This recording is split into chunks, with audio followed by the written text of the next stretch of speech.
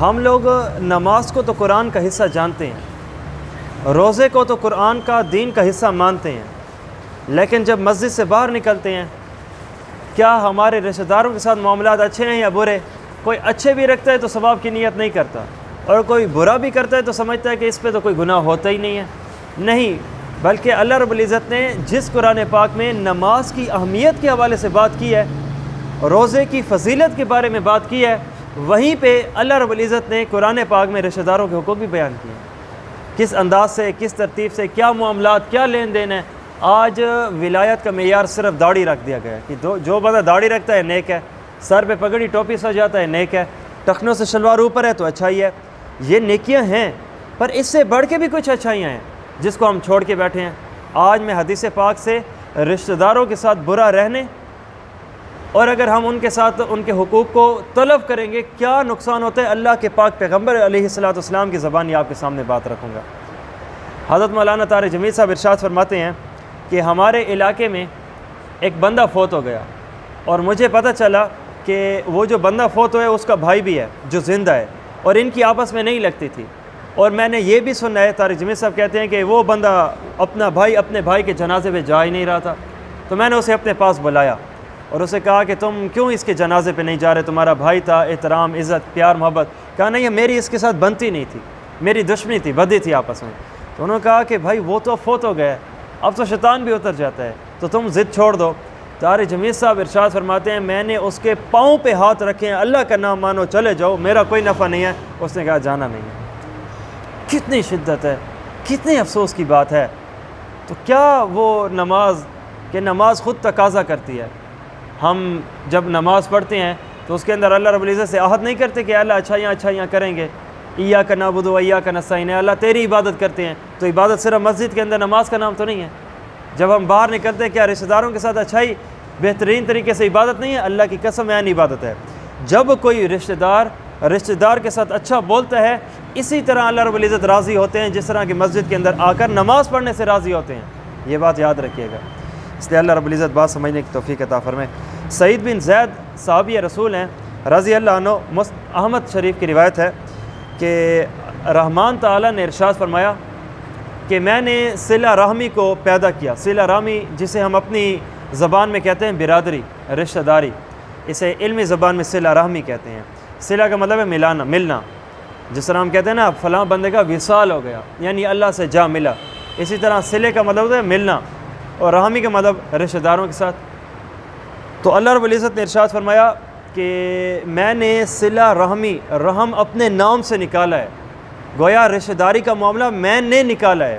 اور یہ بات یاد رکھو، جو صلہ رحمی کرے گا، رشتہ داروں کے ساتھ اچھا رہے گا، میں اس کو اپنے ساتھ ملا دوں گا، اور جو رشتہ داروں کے ساتھ اچھا نہیں رہے گا کاٹ کے رکھ دوں گا۔ گویا اللہ رب العزت کے ساتھ بہترین مضبوط رشتہ تب ہوگا جب ہم اللہ کے بندوں کے ساتھ اچھے رہیں گے۔ کیا خوبصورت بہتری ہے۔ کوئی بندہ چاہتا ہے اللہ میرا آپ کے ساتھ رشتہ اچھا ہو جائے، خوبصورت ترتیب نبی علیہ الصلوۃ والسلام نے ارشاد فرما دی۔ رحمان تعالیٰ کے ساتھ اچھا رشتہ بنانے کے لیے رحمان تعالیٰ کے بندوں کے ساتھ اچھا رشتہ بناؤ، بہترین ترتیب بن جائے گی۔ اور آج ہماری قوم اس سے غافل ہے، اس لیے ان چیزوں کو پہلے وہلے میں، پہلی ترجیح میں مسئلے کو حل کرنا چاہیے۔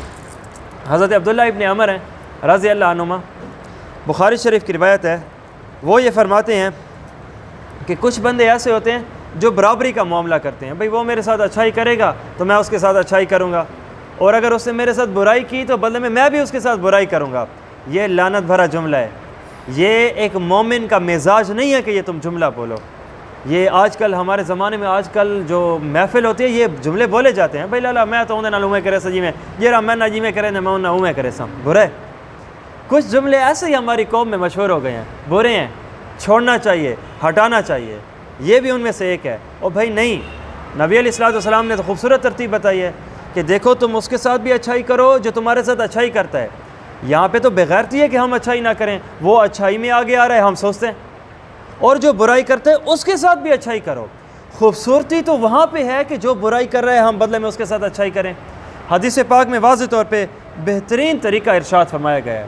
آقا علیہ السلام نے ارشاد فرمایا سل من قطعک، تو جوڑ۔ یا رسول اللہ کیا میں اس سے جوڑوں جو مجھ سے جوڑتے ہیں؟ بھئی یہ تو کمال نہیں ہے، یہ تو ہے ہی انتہائی بری حرکت کہ وہ جب اچھا بن رہے تو تم کیوں برا بن رہے ہو. من قطعک، جو تمہارے ساتھ برائی کر رہا ہے تم اس کے ساتھ جوڑو. یہ ترتیب ہے. وافو، اور معاف کرو. یا رسول اللہ کیا میں اسے معاف کروں جو مجھے معاف کرتا ہے؟ فرمایا یہ کیا کمال ہے. من ظالمک، جو تیرے ساتھ ظلم کرتا ہے اس کو معاف کر کے دکھانا. اسی طرح وَأَحْسِن، اچھائی کر. یا رسول اللہ کیا اس کے ساتھ اچھائی کروں جو میرے ساتھ اچھائی کرتا ہے؟ بھائی نہیں، وہ تو کرنی ہی کرنی ہے، ادھر تو بات ہی نہیں ہے. اِلَىٰ مَنْ أَسَاءَ إِلَيْكَ، جو تیرے ساتھ برائی کرتے ہے اس کے ساتھ اچھائی کر کے دکھا. تو صلہ رحمی کا معاملہ بھی وہی ہے. رشتہ داری کی خوبصورتی بھی یہی ہے، جو کاٹتا ہے اس کے ساتھ بھی جوڑو، اور جو جوڑتا ہے وہ تو ہے ہی حقدار. اب دو ہی باتیں سامنے آتی ہیں، یا تو ہم غلط ہیں رشتہ داروں میں، یا ہمارے رشتہ دار غلط ہیں. اگر ہم غلط ہیں نا، پہلے وحلے میں جاؤ، معافی مانگو، اور اسے جا کے بتاؤ مجھے تو آج مسجد میں پتہ چلا ہے، یہ تو اللہ کے پاک پیغمبر علیہ السلام نے بڑی خوبصورتیاں بتائی ہیں، مجھ سے غلطی ہو گئی تھی، اللہ کے لیے معاف کرو، آئندہ کے بعد اچھے چلے گئے. اور اگر وہ ناراض ہیں تو جا کے منا لو. جو بھی ترتیب ہے نا، اچھائی کرو. میں آپ کو حدیث پاک بتاؤں، آقا فرماتے ہیں جو بندہ چاہتا ہے عمر میں برکت آئے تو رشتہ داروں کے ساتھ اچھا رہو. جو بندہ چاہتا ہے اللہ رب العزت اسے سکون و تسلی عطا فرمائے، رشتہ داروں کے ساتھ اچھا رہو. جو بندہ چاہتا ہے اس کے رزق میں وسعت آ جائے، رشتہ داروں کے ساتھ اچھا رہو. آج میرے شٹر کے اوپن کرنے پر، گاہک کے آنے پر، اچھا پروڈکٹ میرے پاس ہونے پر تو میں سمجھتا ہوں کہ الحمدللہ میرا بہترین طریقے سے رزق بنے گا. اللہ کے پاک پیغمبر علیہ السلام کا وعدہ ہے کہ جو بندہ رشتہ داروں کے ساتھ اچھا رہتا ہے اللہ رب العزت اسے عنایت کرتے ہیں. تو اس لیے چاہیے پہلے درجے میں کہ جہاں پہ ہم نے دکان میں انویسٹمنٹ کر رکھی ہے تو وہاں پہ رشتہ داروں میں بھی انویسٹمنٹ کریں. اور آج کا معاملہ کیا ہے کہ ہم اس وقت اس کے ساتھ اچھے رہیں گے جو ہمارے ساتھ اچھا رہے گا. نہیں بھائی، غلطی ہے. ارے میری عمر کی برکت رکی ہوئی ہے، میرے رزق کی وسعت رکی ہوئی ہے، میں اس لیے اگلے کے ساتھ اچھا رہوں کہ یار مجھے تو رزق ملے نا، مجھے تو رزق ملے. اس لیے آج جا کے، آج یہ ہمیں جو محفل نے بتایا ہے، گھر میں جائیں ان کو بتائیں. آج تو ہمارے بہترین قسم کی ہمیں باتیں پتہ چلی ہیں، اور آج ہمیں حدیث پاک نے سمجھایا. اللہ کے پاک پیغمبر علیہ السلام گویا آپ مجھے بیچ میں سے نکال دیں، آواز میری ہے، الفاظ تو رسول اللہ صلی اللہ علیہ وسلم کے ہیں مفہومی طور پہ کہ اگر ہم رشتہ داروں کے ساتھ اچھا رہیں گے تو ترتیب بڑی اچھائی ہے، بڑی بہتری ہے. حدیث پاک بتاتی ہے اپنے رشتہ داری کو نرم تر و تازہ رکھا کرو، اگرچہ سلام کے ساتھ ہی کیوں نہیں رکھتے. اس کا کیا مطلب ہے؟ یعنی یا تو لین دین کرو، پیار محبت، اٹھنا بیٹھنا، لینا دینا، کچھ لے کر جانا. اگر اتنا نہیں ہو سکتا نا، کم از کم اتنا درجہ ضرور رکھو کہ سلام کر لیا کرو. اور آج ہماری محفل اپنے رشتہ داروں سے غیبت سے شروع ہوتی ہے، غیبت پہ ختم ہوتی ہے. یہ میرے رزق کے دروازوں کے بند ہونے کا ذریعہ ہے. پھر ہم کہتے ہیں پتہ نہیں یہ فلاں نے جادو کر رکھا ہوگا، یہ فلاں کے ہاتھ میں، یہ اس کی نظر ہے. او بھائی نہیں ہوتا ایسا کچھ. یہ جو زیادہ تر معاملات ہیں وہ اسی کے اوپر مبنی ہے. کیا ہے؟ ہمارے اپنے ہاتھ کے کیا دھرا ہے. بخاری شریف کی روایت ہے، جبیر بن مطعم رضی اللہ عنہ ارشاد فرماتے ہیں اللہ کے پاک پیغمبر علیہ السلام کا واضح طور پہ فرمان ہے، لا يدخل الجنت قاطع. اور لوگ جنت چاہتے ہو؟ جی یا رسول اللہ ضرور چاہتے ہیں. فرمایا پھر رشتہ داروں کے ساتھ اچھا رہنا پڑے گا. یا رسول اللہ اگر ہم رشتہ داروں کے ساتھ اچھا نہیں رہیں گے، فرمایا کل قیامت کے دن اللہ سے جنت لینا بھول جاؤ. مجھے بتاؤ، میں نے ابھی رشتہ داروں کے ساتھ اچھا رہنے پر دنیا بتائی ہے، اور اب رشتہ داروں کے ساتھ برا رہنے پر جہنم کی ترتیب ہے. تو دنیا آخرت کی کامیابی کا انحصار بہت سارے اعمال میں سے ایک رشتہ داروں کے ساتھ بھی ہے.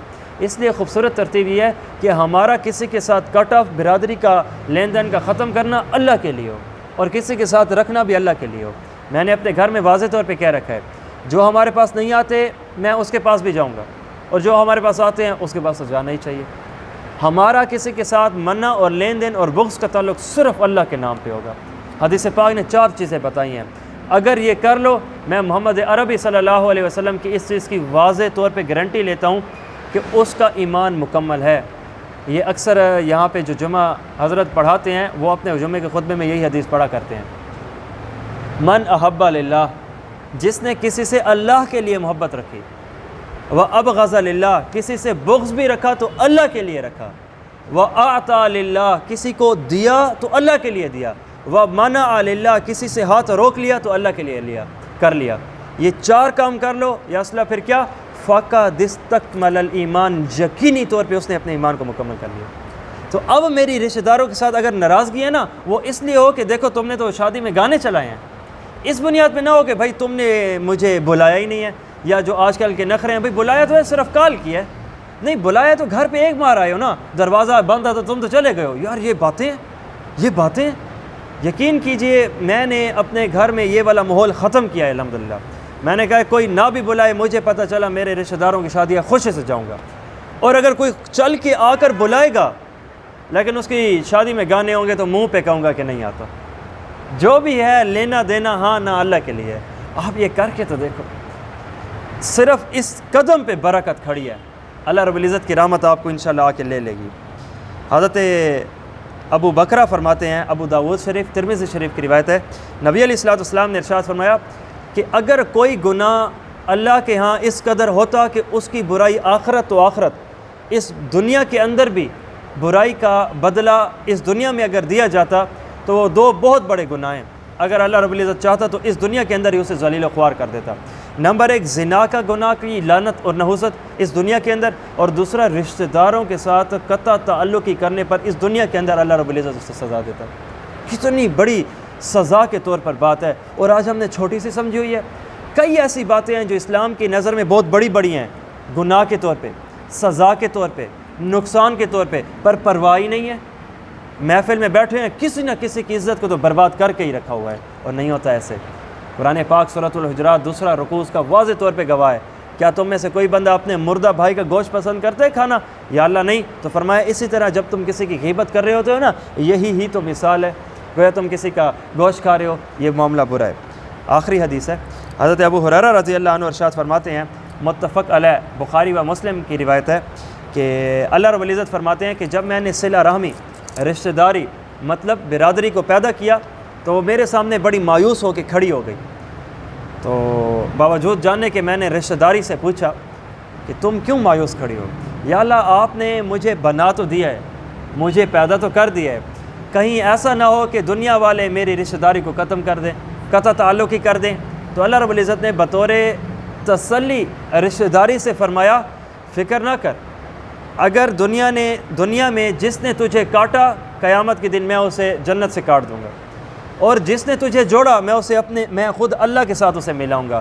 میں آپ کو بتاؤں, روزے کی تو فضیلت پتہ ہے, روزے کی فضیلت پتہ ہے. جو بندہ روزہ رکھے گا اللہ رب العزت فرماتے ہیں میں ہی اس کا بدلہ ہوں. یہاں پہ اس کا پتہ نہیں ہے, ہم جانتے نہیں ہیں. اور آپ کے ذہن میں اگر یہ بات آئے کہ رشتہ داری کیسے بولے گی وغیرہ وغیرہ, دیکھیے آخرت کی دنیا الگ ہے, آخرت کا معاملہ الگ ہے. جس طرح آخرت میں زندگی ہے موت نہیں ہے, تو یہاں پہ ان میں سے ایک ترتیب یہ بھی ہے. وہ جس طرح حدیث پاک میں آتا ہے نا, نبی علیہ الصلوۃ والسلام نے ارشاد فرمایا قرآن پاک 29 پارہ اس کی پہلی صورت سورۃ الملک, یہ ایسی صورت ہے کہ جو بندہ عشاء کی نماز کے بعد روزانہ پڑھتا ہے اس کو یہ فائدہ ہوگا کہ کل مرنے کے بعد اسے قبر میں جب لٹا دیا جائے گا تو اس کے پاؤں کی طرف سے عذاب آئے گا, تو ایک خوبصورت چیز آئے گی اور اس عذاب کو دفع کر دے گی. پھر سر کی طرف سے, پھر وہ خوبصورت چیز آ کے سر کی طرف سے بھی اس عذاب کو ہٹا دے گی. پھر رائٹ اور لیفٹ دائیں اور بائیں طرف بھی عذاب آئے گا اور خوبصورت چیز آ کر چل کر اسے اپنے سے ہٹا دے گی. پھر اس کے بعد وہ قبر والا بندہ پوچھے گا یہ تو کون ہے؟ آج تو میری دوست بنی ہوئی ہے, بڑی خوبصورت ہے, بڑی اچھی ترتیب ہے, اور عذاب سے تو نے مجھے دور کر دیا ہے. وہ کہے گی میں سورۃ الملک ہوں. آج دنیا میں یہ الفاظ ہیں لیکن کل قبر میں اچھی شکل ہوگی. تو اسی طرح رشتہ داری آج ایک تعلق ہے لیکن کل قیامت دن خوبصورتی ہوگی. ایک اور حدیث لیجیے, حدیث پاک میں آتا ہے جب انسان پل صراط پہ چلے گا تو ڈگمگائے گا, گرے گا. تو یا اللہ کیا کوئی ایک ڈنڈا ہوگا, کوئی بانس ہوگا جس کے سہارے سے ہم چل پائیں؟ ہاں, حدیث پاک بتاتی ہے جو بندہ صلہ رحمی کرتا ہے, اچھے تعلقات رشتہ داروں کے ساتھ بہتر رہتا ہے, تو وہ اس کے ساتھ وہاں پہ سہارا بنے گا اور وہ اس کے ذریعے سے چلے گا. تو گویا اب میں رشتہ داروں کے ساتھ اس لیے اچھا رہوں تاکہ مجھے جنت ملے, حدیث بتا رہی ہے. میں رشتہ داروں کے ساتھ اس لیے اچھا رہوں تاکہ میرے پل صراط کا کوئی سہارا بنے. بھائی میں رشتہ داروں کے ساتھ اچھا رہوں کیوں؟ میری عمر میں برکت ہے. میں رشتہ داروں کے ساتھ اچھا رہوں کیوں؟ میرے رزق میں وسعت ہے. مجھے آپ بتائیے یہ دنیاوی فائدے کسی سکھ, یہودی اور ہندو سے بھی ہم بات کریں نا, وہ بھی کہے گا کہ ہاں یہ تو فائدے میں بھی چاہتا ہوں. تو اے میرا مسلم ہم کیوں پیچھے ہیں؟ اللہ بات سمجھنے کی توفیق عطا فرمائے اور رشتہ داروں کے ساتھ اچھا رہنے کی توفیق عطا فرمائے. کبھی بھی مسئلہ بنے نا کہ دیکھو یار اس نے میرے ساتھ ایسے بولا ہے یا ایسے کیا ہے, اس چیز کو بالائے طاق رکھ کے یہ سوچنا کہ اگر میں نے اس کے ساتھ اچھائی نہ کی نا میری دنیا آخرت جاتی ہے. میں اپنے نفع کے لیے تو کروں, چلو اس کے دل رکھنے کے لیے کروں نہ کروں, نیت صاف اپنے لیے تو فائدہ ہر ایک بندہ چاہتا ہے نا. اللہ عمل کرنے کی توفیق عطا فرمائے۔ کسی بھائی کا اس حوالے سے سوال ہے تو کر سکتا ہے۔